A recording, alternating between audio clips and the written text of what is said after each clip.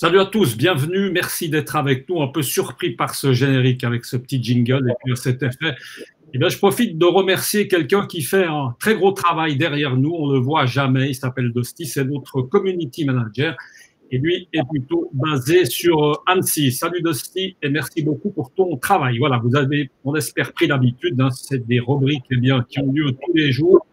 Des rubriques, on a la chance d'être avec des entrepreneurs, des entreprises différentes. Aujourd'hui, eh bien, vous allez le voir, on va passer d'un monde à l'autre. On a un plaisir d'être avec Laurent Blanc. Laurent Blanc, eh bien, c'est le responsable de la concession Harley-Davidson à Genève. Et puis à côté de lui, plaisir également d'avoir Pierre Branchevic, gérant associé des magasins Bon Génie. Messieurs, bonjour, merci d'être avec nous, merci de donner un peu de votre temps. C'est vrai que notre temps, en ce moment, on a un peu moins de mérite d'en donner qu'à l'accoutumée, puisque c'est vrai qu'on est tous un peu confinés, chacun chez soi. On va bien sûr parler de vos entreprises des deux, mais avant ça, on va peut-être parler quand même de santé. Alors, on va commencer par Laurent, qui est là au milieu. Laurent, au niveau santé, là, je parle pour toi, pour ta famille, pour tes proches, peut-être même pour tes employés. Est-ce que des gens dans tes proches, tes employés, sont touchés par ce coronavirus, Laurent? Alors bonjour Michel, non, j'ai de la chance. Pour l'instant, j'ai aucun proche direct, voire d'amis qui sont touchés par ce virus. Je touche du bois et j'espère qu'effectivement personne de mon entourage ou de mes connaissances sera touché par cette maladie. Toi, tu prends évidemment, Laurent, toutes les précautions nécessaires. Tu suis à la lettre tout ce que le Conseil d'État, Conseil fédéral nous a raconté. Tu restes chez toi. Alors là, c'est peut-être pas forcément le bon exemple, mais tu es tout seul dans l'entreprise. On va peut-être préciser que tu es dans ton bureau, mais tout seul puisque le magasin est fermé.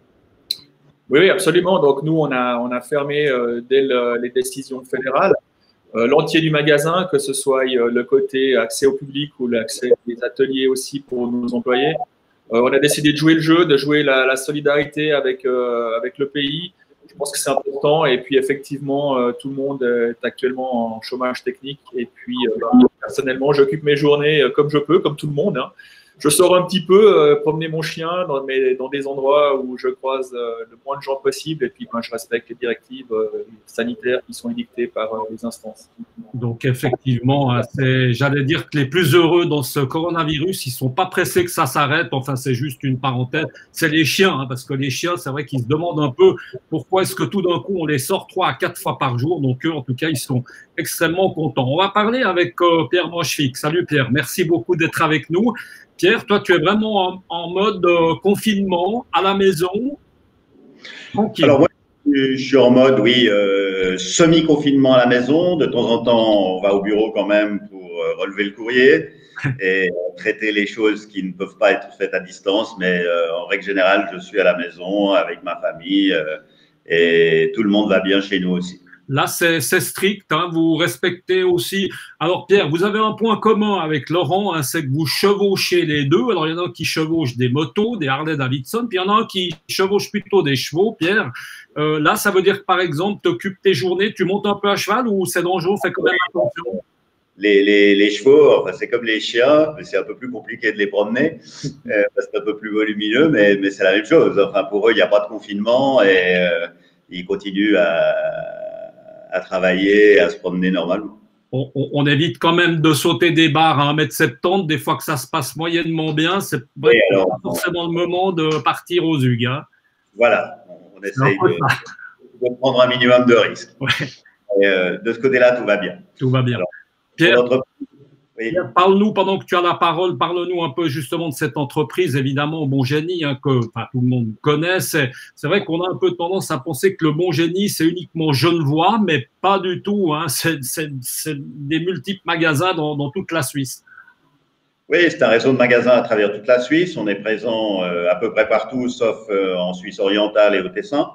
Et c'est un réseau de 15 magasins à peu près, plus un certain nombre de franchises de la marque Max Mara. Donc, c'est 25 points de vente environ à travers la Suisse. Ils sont tous fermés depuis le mardi il y a 15 jours, selon les directives fédérales. La seule activité qui continue un petit peu chez nous, c'est l'activité de vente en ligne que l'on a su encore. Mais on ne peut pas dire qu'en ce moment ça explose. Les gens ont d'autres soucis, des soucis d'achat de première nécessité plutôt que des soucis d'achat d'habillement. Pierre, je rebondis un peu sur ce que tu as dit. C'est vrai que c'est intéressant, le groupe pas présent au Tessin, Suisse orientale. Il y a une raison. Tu n'aimes pas la Suisse italienne, par exemple? Non, tu n'as rien contre. Non, j'ai rien contre, mais c'est la Suisse italienne. Il ne faut pas oublier que c'est quand même un tout petit marché. Hein. Le Tessin, c'est 300 000 habitants, assez loin de nos zones de chalandise naturelle.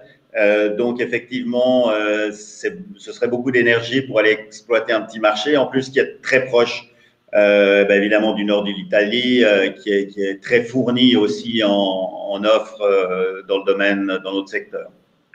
On parle des concessions. On va rester dans les concessions. On va donner la parole à Laurent. Laurent, l'un des concessionnaires aussi, Harley-Davidson, c'est un gros groupe aussi, hein. Chacun sa concession. Il y en a une sur Lausanne aussi, entre autres, qu'on voit qui est un peu en bordure de route. Combien de concessions? 17. Alors, 17 pour la Suisse. Une 18e qui va bientôt ouvrir de ce que j'ai pu apprendre dernièrement en Turgovie. Mais effectivement, on va dire qu'il y a quasiment une concession par canton. Alors, ta concession, on va le rappeler, elle est à la route des Jeunes, hein. Ce n'est pas seulement une vitrine, ce n'est pas seulement une arcade, c'est un très, très beau bâtiment, hein, qui est sur plusieurs étages, Laurent. Comment est-ce qu'on gère justement cette crise? Peut-être qu'on va parler des employés. C'est combien d'employés chez toi, Laurent? Alors, moi, j'ai 14 personnes qui travaillent, y compris le staff administratif.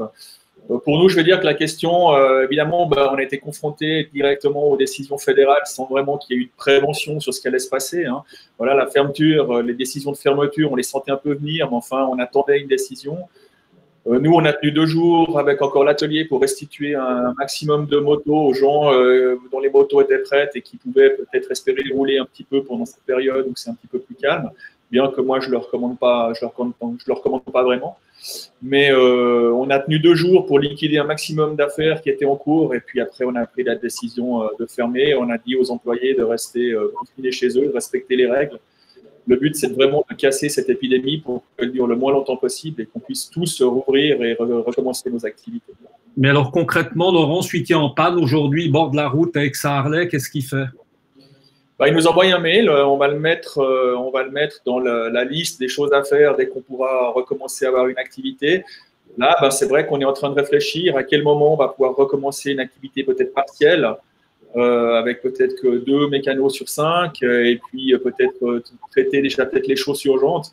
Mais pour l'instant, ce n'est pas d'actualité. On voit que les instances fédérales pensent déjà à repousser le fameux délai du 19 avril. Donc, on ne sait pas combien de temps ça va durer. Moi, je vais m'adapter un petit peu à la situation sanitaire et à la situation des décisions politiques.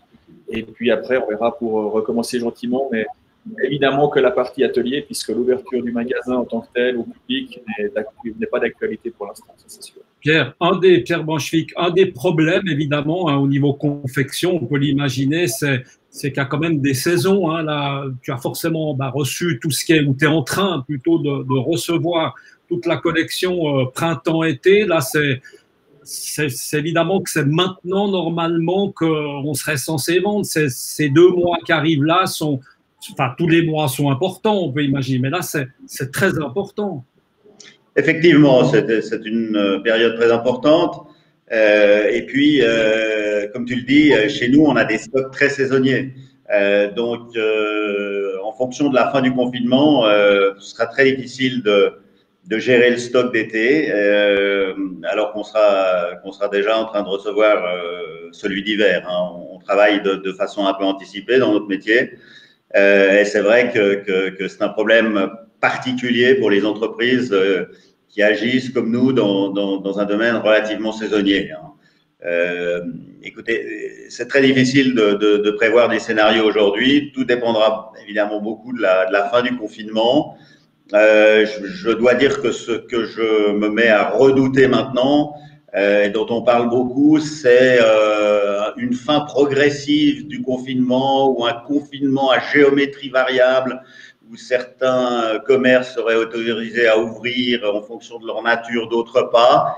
Et ça, je dois dire que pour les entrepreneurs que nous sommes, et pour d'ailleurs tous les collaborateurs, ce serait un terrible problème que d'avoir comme ça des activités qui sont autorisées et d'autres qui ne le sont pas. Je pense d'ailleurs qu'auprès de la population, ça engendrerait aussi un gros chaos. Donc, j'espère qu'on peut éviter ce scénario-là. Mieux vaut rester tous confinés ou tous conquérir. Mais ce confinement à géométrie variable me fait extrêmement peur. Pierre, justement, si demain nos magasins rouvraient, on est prêt à vendre, tout est là. On attend encore, vous attendez encore de la marchandise de l'extérieur, de l'étranger, parce qu'on va quand même parler des fermetures des frontières, l'Italie, l'Amérique, enfin, je ne sais pas, la France. C'est-à-dire au 16 mars, hein, on avait reçu à peu près 90% de la collection d'été. Le reste, on l'a annulé, tant et si bien qu'on pouvait le faire, hein, parce que en fait, les ordres d'achat sont des contrats et qu'on ne peut pas les rompre comme ça. Mais jusqu'à maintenant, on a rencontré, je dois dire, beaucoup de compréhension de la part de nos fournisseurs, de certains bailleurs aussi, il faut le dire. Il y a certains bailleurs qui ont spontanément, et des grosses entreprises qui ont spontanément renoncé à leur loyer pendant les jours de fermeture. Par contre, il y en a d'autres qui disent qu'ils ne feront rien. Donc, il y a vraiment plusieurs types de réactions au niveau des propriétaires et on voit bien que les tribunaux auront du travail parce que pour le moment, la doctrine en matière de loyer dû, je pense que c'est un sujet assez intéressant, n'est pas claire. Évidemment, les propriétaires disent que le loyer est dû et les locataires disent plutôt que le loyer ne sera pas dû dans la mesure où il y a une impossibilité objective, comme ça s'appelle en droit. Alors, justement, Pierre, c'est intéressant parce que chez toi, évidemment, grande entreprise, des gens au chômage partiel, certains peut-être même au chômage tout court, il y aura peut-être même des licenciements, forcément qu'on l'espère pas. Mais toi, comme patron, propriétaire, votre groupe, etc., qu'est-ce que vous attendez? Vous allez automatiquement passer, j'ai envie de dire, un peu à la trappe. Qu'est-ce que tu attends, toi? Comme on attend déjà, on a mis effectivement. On sait très bien que les patrons en général, on est un petit peu justement, on est un peu les oubliés. Hein. Les employés sont plus protégés que les patrons. On a aussi certains avantages, mais c'est vrai que dans le contexte actuel, les employés sont tous au chômage technique. Enfin, 95% de nos employés sont au chômage technique. Ceux qui font marcher le commerce en ligne viennent en respectant bien sûr les directives, pas plus de 5 personnes, des éloignements, des conditions de travail avec toutes les protections qu'on doit fournir. Mais le 95% pour le moment est à la maison avec donc du chômage technique qui va payer 80% de leur salaire. C'est peut-être un moindre mal parce que par les temps qui courent, on ne dépense pas beaucoup d'argent, évidemment. Les occasions sont quand même plus restreintes. C'est vrai que la carte Visa est un peu au ralenti, hein, Pierre. Voilà, c'est le bon côté. Et à part l'alimentaire et les produits de première nécessité, tout est assez au ralenti, ce qui est complètement compréhensible, hein, parce que les périodes anxiogènes comme ça ne sont pas propices à la consommation. Laurent, je rebondis un peu sur ce que j'ai dit à Pierre tout à l'heure. Harley-Davidson, si demain le magasin ouvre, les motos sont là, parce que toi, tu travailles avec les États-Unis à préciser. Donc, pour ceux qui suivent un peu l'actualité, entre la fermeture des frontières, les humeurs de notre ami Donald, c'est vrai que ça fait un peu beaucoup pour assurer le suivi quand même. Hein. Oui, c'est vrai que cette année, on a un petit peu tout qui tombe en même temps. Et puis, comme le disait M. Braunschweig, nous, alors, on est réellement dans la saisonnalité, hein, puisque la moto, c'est quand même une activité qui se pratique principalement, je vais dire, de mars à octobre. Et c'est vrai que cette crise, évidemment qu'elle tombe mal à n'importe quelle période de l'année. Il faut rester quand même avec l'aspect sanitaire. Il y a des gens qui souffrent, qui sont atteints dans leur santé, voire qui décèdent. Ça dépasse l'aspect purement commercial, évidemment. Mais c'est vrai que pour nous, la saisonnalité, c'est un problème. Et c'est vrai que si le confinement et puis l'arrêt de l'activité commerciale devait durer je vais dire jusqu'après l'été. On va se retrouver en début d'automne où, pour nous, c'est déjà un petit peu la période où l'activité descend et se calme. Et je ne peux même pas parler d'une année blanche, je vais parler d'une année noire, ça c'est sûr et certain. Donc après, les États-Unis, eh bien, le problème qu'on a dans cette crise aussi, c'est le décalage entre les pays, puisque nous, on est touché, l'Asie a été touchée en premier, puis c'est l'Europe. Maintenant, on voit que les Américains, ils dégustent sérieusement. Hein. Alors après, la question de savoir pourquoi, ça c'est un autre problème. Mais aux États-Unis, si je prends l'exemple des usines Harley-Davidson, elles ont fermé. Elles ont fermé jusqu'au 30 mars. Et vu la situation sur place et le nombre de décès et d'infections qu'ils ont, j'ai un peu peur que cet arrêt de la production de motos aux États-Unis risque de se prolonger un petit peu. Alors pour l'instant, on ne va pas le sentir parce qu'il y a du stock qui arrive en Europe, il y a quand même suffisamment de marge pour gérer cet arrêt de la production, mais tout va dépendre de la durée. Laurent, est-ce que les motos sont là? C'est un peu la même question. Il y a encore des colis de motos, enfin des motos qui devraient arriver ou elles sont là? Parce qu'autrement, elles ne sont pas prêtes d'arriver, hein, forcément. Non, ça, de ce côté-là, il n'y a pas de souci. On va être à même de répondre à la demande si on rouvre dans un délai raisonnable. Mais on a de quoi satisfaire la clientèle, soit en moto neuve, soit en moto d'occasion. Donc ça, pour l'instant, on va dire que ce n'est pas le problème principal. Et dommage parce qu'il y avait un salon de la moto hein, qui devait avoir lieu, évidemment, qui a passé à la trappe hein, avec le reste. Ben, comme l'année passée, on avait mis sur pied avec mon ami Louis Ristori de Honda et puis Xavier Offert de Ducati. On voulait faire un petit salon de l'occasion, les trois, à proposer nos modèles. On avait tout monté, il y a tout qui était prêt. On avait déjà payé une partie de bâches et autres matériels publicitaires. Et puis bon, ben voilà, on l'annule. Maintenant, comme je l'ai dit, hein, il y a une situation sanitaire qui est quand même assez dramatique. Et puis, bon, ben voilà, on annule un salon de l'occasion, Moi, j'ai profité de le faire un peu plutôt sur les réseaux sociaux. Donc, j'essaie de faire vivre encore l'entreprise, même si on est à l'arrêt.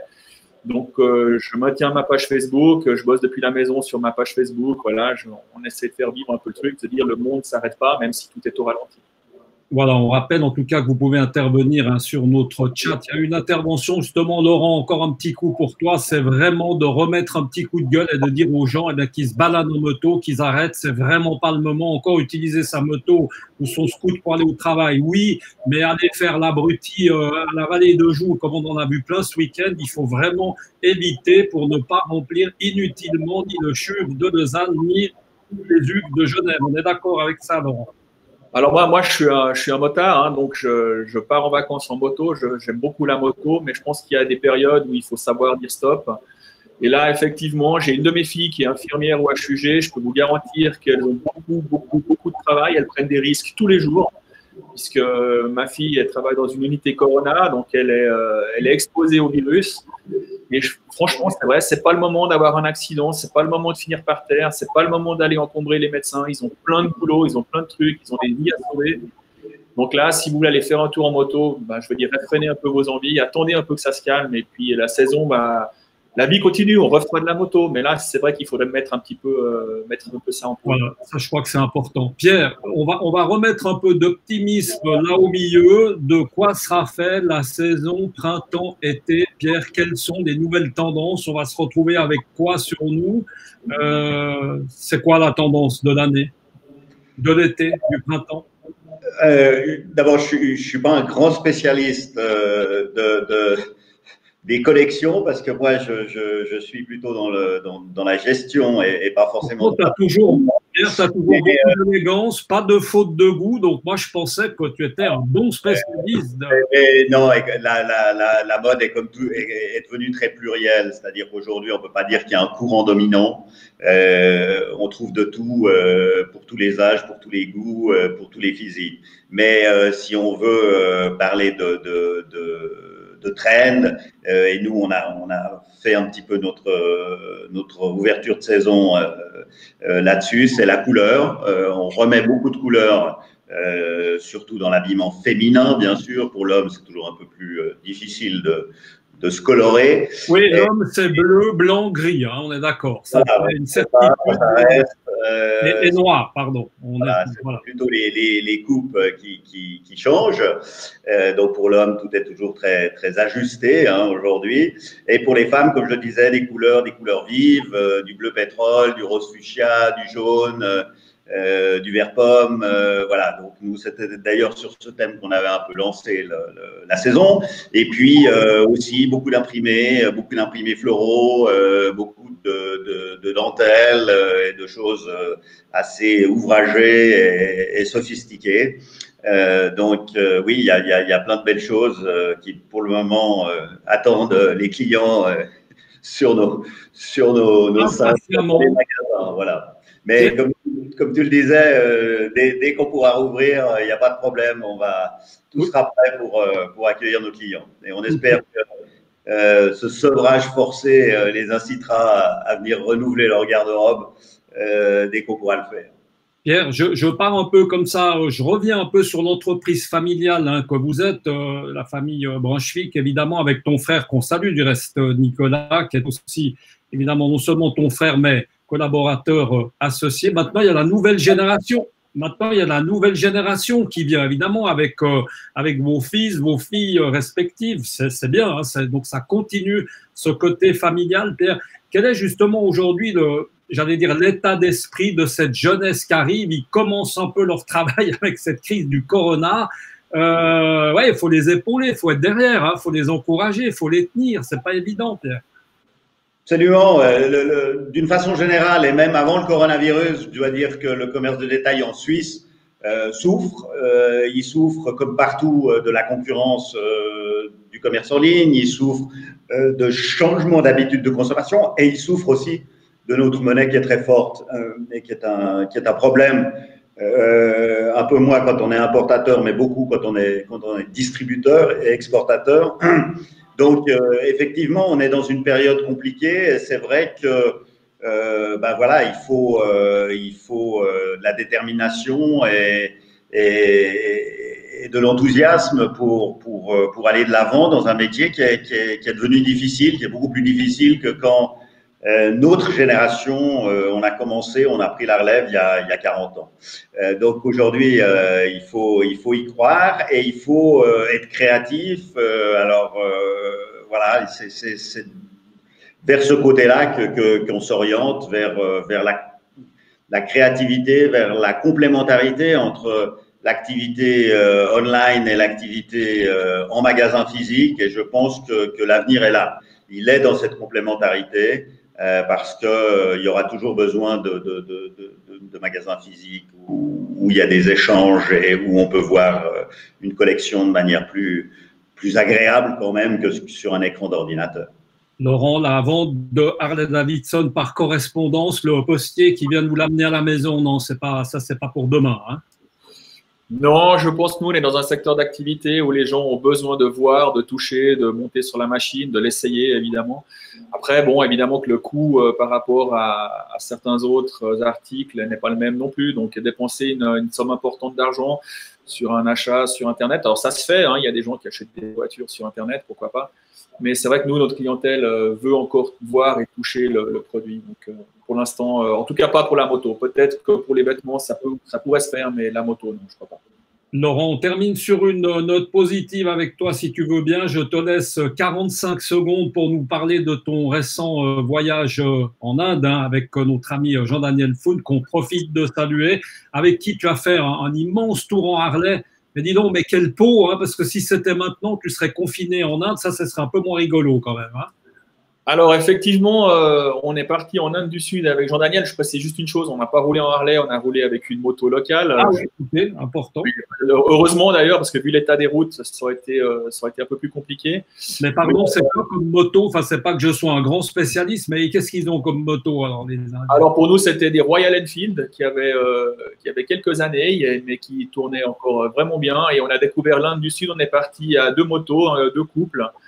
Et puis, sans guide, sans assistance, un peu à l'aventure. Et c'est vrai qu'on a vécu un truc phénoménal. Un pays plein de couleurs, plein d'odeurs positives, je précise. Hein, beaucoup de préjugés sur ce pays-là, mais un pays fantastique, un accueil incroyable, encore beaucoup de gens très humains et pour qui le contact compte. Donc, un grand choc, on va dire, un grand choc positif. Et puis, l'aventure avec un A majuscule. Ouais. Vraiment, le fait de voyager en moto te permet de voir des choses que tu ne vois pas autrement. Et c'était vraiment fantastique. Et quelle chance en tout cas pour le timing, hein. Pierre, on va terminer. Là, je me suis adressé depuis un petit moment au chef d'entreprise. Là, je m'adresse au cavalier national qu'on a plaisir de retrouver régulièrement dans les concours hippiques à Crète, chez Michel Darioli, etc. Là, la saison de concours hippiques, on va dire que c'est très anecdotique là au milieu, Pierre, mais on essaye de se remonter un peu le moral, de se faire un peu plaisir. La saison de concours hippique, par la même occasion, elle est retardée. Là, c'est normalement une période au mois de mars où on se remet un peu à cheval, on va en concours à l'extérieur. Oui, elle est retardée, elle est très compromise. Il y a déjà des événements importants qui sont annulés jusqu'à fin juillet. Donc, effectivement, aujourd'hui, les organisateurs veulent pas prendre le risque de mettre en œuvre une manifestation qui risque de devoir annuler par la suite. Donc, quand ce sont des stades fixes, les concours pourront reprendre, mais quand c'est des infrastructures éphémères, c'est clair que l'organisateur veut pas prendre de risque. Donc, je pense que la saison sera très compromise. Encore une fois, dès le moment où la vie normale reprendra, je pense que des structures d'accueil plus fixes seront à même d'organiser des compétitions et les compétiteurs seront sevrés, donc il y aura un rush vers les compétitions qui s'organiseront. Mais tout ça est effectivement, comme tu le disais Michel, très anecdotique par rapport à la situation du moment. Bien sûr. Messieurs, merci beaucoup. Moi, j'ai juste envie de vous dire, portez-vous bien, votre famille aussi, votre entourage respectif. On espère qu'une chose, c'est qu'on va tous s'en sortir. Et puis, en tout cas, on l'aura compris, le bon génie est prêt à vous recevoir avec cette magnifique collection cette année colorée. Et puis, toutes les motos pour chevaucher une Harley Davidson, elles vous attendent dès la fin de ce confinement, route des jeunes. Et puis nous, on n'a qu'une chose à vous dire, c'est restez chez vous, arrêtez d'aller faire de la moto n'importe où et n'importe quand. Merci messieurs, à bientôt. Et puis nous, on se retrouve. Salut. Restez avec nous sur Direct News Multiplex Live et ça se passe évidemment pendant le confinement. À bientôt. Ciao. Bye bye.